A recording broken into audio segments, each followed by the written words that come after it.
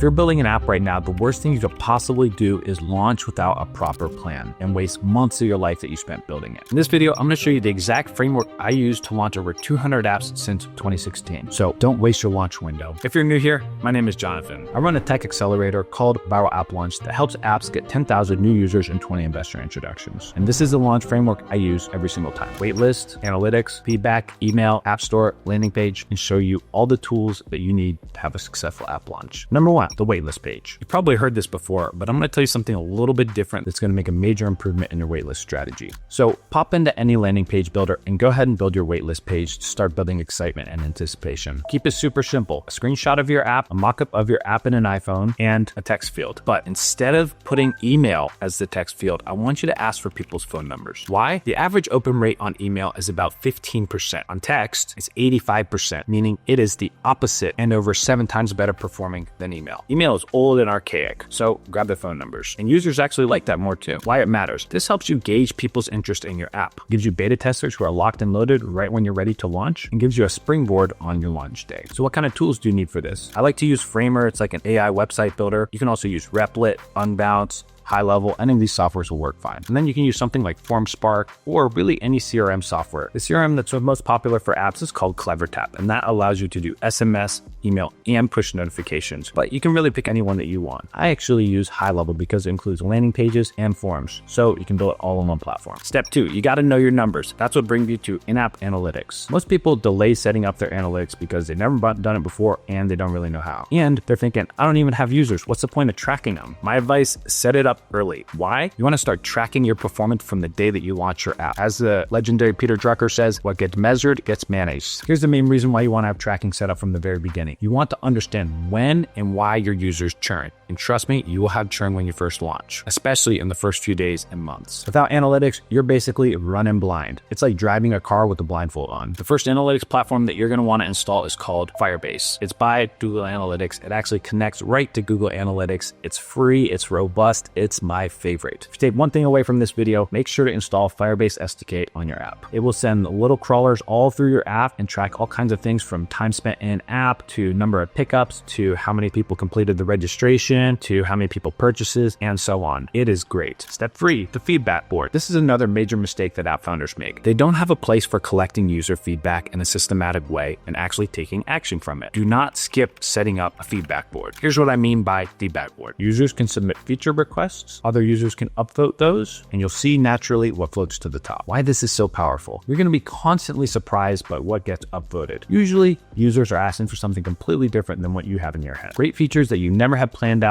often come from here. For example, the left side list feature. Now, what kind of tools should you use for this? You can start with Canny, C-A-N-N-Y, or use an alternative like UserJot. All this to say, if you're building without seeing your actual numbers and you don't have a feedback loop, you're doing it on hard mode. Step 4, emails and sequences. Most developers are only going to do a simple welcome email and then stop. You should be setting up a proper CRM with email and SMS sequences built right from the beginning so that as soon as somebody downloads your app, they get 5 to 7 emails or SMSs or push notifications within the week of signing up so that you can retain and activate those users more effectively. By doing this, you will literally double your week 1 retention. So start with a welcome email upon sign up. Next, create a win back email if they don't sign up within 7 days. AKA, you're going to call them back and be like, hey, you tried this out, want to finish it? And then you're going to want to move to onboarding and education. In the onboarding sequence, you should have that last anywhere from 1 to 4 weeks. And what you're going to do is show them how to use the app, how to get value from it, and then you're going to want to inspire them to use it more often. So I like to say activate, engage, educate, and inspire for my onboarding sequence. The truth is, most people don't know how to use novel new apps. So when they pick up yours, you're going to have to teach them how. Why this is so powerful. It increases retention and reduces churn for literally almost no cost to you. And it reminds users to come back to the app and discover the lesser known features of what you have to offer, aka the little hidden bonuses. That's really where the magic lies in your app. Step 5, your app store listing. Obviously critical. Myth, there's millions of apps out there. Nobody will find mine. Reality, the app store is actually quite generous if you play to it right. Here are the core elements of making an app store listing that gets organic traffic and free downloads on autopilot without you lifting a finger. Number 1, the screenshots. This is the most important because when people search the app store and they see the results pages, it's going to show 1.5 screenshots from your app. That is your opportunity to sell them. So use that first screenshot as a hook to grab them and pull them in, get them to click, and eventually download. I like to format my screenshots as hook, problem, solution, social proof, call to action. You can apply that framework pretty much to any piece of marketing that you do, but most importantly, do it on your app store screens. Next up is the title. You're going to want to take the name of your app and put a search keyword into it. So use something like Google Keyword Tool and find the top keywords in your niche. For example, if you have a fitness app or a calorie tracking app,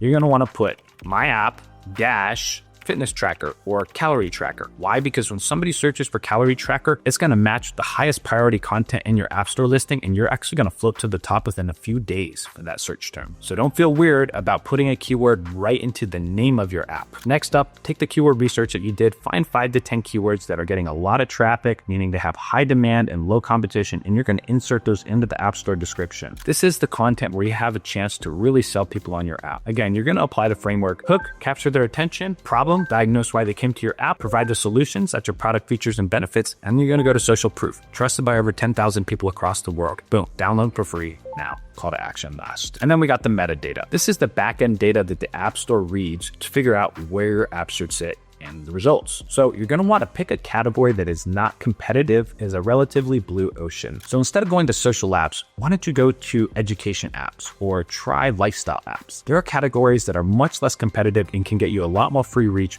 for $0 more. If you don't know how to do this stuff, simply ask ChatGPT, what are the least competitive app categories for an app like mine? Then explain what it does. You're going to pick one primary and one secondary category. And remember, you can always change the category later. So you're going to want to pick, again, a blue ocean first. And then as you expand and grow, then you can go to more competitive arenas. Lastly is the tags. The tags are the least important when it comes to app store optimization, but you're always going to want to put them in there. For example, productivity app, for business, education. So when somebody is searching and browsing the app store, it's automatically going to put your app into those categories for them that will help them find your app and get you more free users. Now, I want to double click into the app store screenshots. Why? Because most developers rush them along. Like I said earlier, this is the most important and valuable real estate that you're getting for free from the app store. So make sure you do those right. Again, remember the framework: hook, problem, solution, social proof, call to action. Simple framework. Anybody can apply it. So don't rush your screenshots. Instead, you should be spending 3 to 4 days really building out the wireframes, coming up with the content, getting feedback on it, and building them right. That's the first impression that users get, and that's where they'll decide, is this worth my time or is it not? You may not know this, but the App Store gives you an initial boost to help you rise the ranks on the App Store upon your actual launch. So you don't want to miss out on that window of opportunity. Make sure your screenshots are strong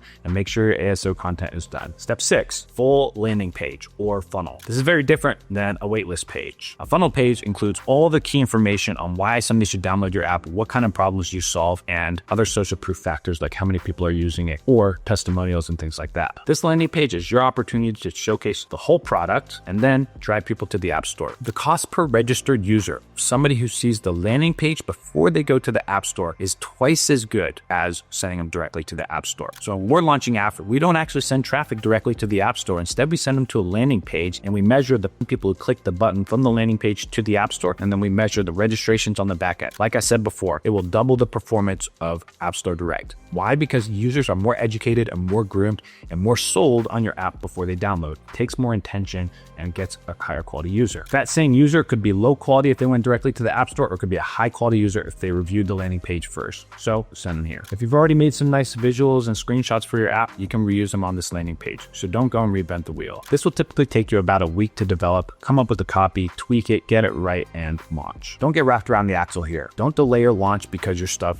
tinkering with the landing page. As soon as you got the core elements, you can go ahead and launch it and then tweak it as you go. So now you're probably wondering, when do I actually launch this thing? You're always going to want to do an alpha first. That's where you get your first 100 to 250 users on the platform. If you watch my other videos, you know that I like to send an email to all my Gmail contacts, asking them for feedback on the app and getting downloads. That's an easy way to do an alpha. Just make sure that the app's not crashing, it's working, people are giving you some feedback, whether good or bad. You're understanding whether this product is really ready for prime time. Next, you're going to move to the beta, and this is when you're going to get to about 1,000 users. This is when you want to keep a tight eye on the analytics. Make sure that you're reading your Firebase data, looking at retention data, looking at engagement data. How long are people spending in the app? How many people are downloading it and never picking it up again? You're going to want to pay attention to those metrics. Why? Because ultimately your app is your funnel and you need people to be going all the way from start to finish. So if that's not happening, you're not going to want to spend a lot of money on marketing. You're going to want to fix your product up first before you go hard on marketing. Do people sign up and drop the next day? I'm not ready for prime time. Do they come back at least a few days over the course of a week? Yes, good sign, keep marketing. There's no hard numbers here. It's more about your gut feeling and patterns that you're seeing. So trust your intuition. If it seems like people are enjoying it, if you're getting positive feedback, if people are downloading it and telling their friends about it, you know you're onto something good. If that kind of stuff isn't happening, they're probably getting stuck. And I recommend having somebody who doesn't know the app do it in front of you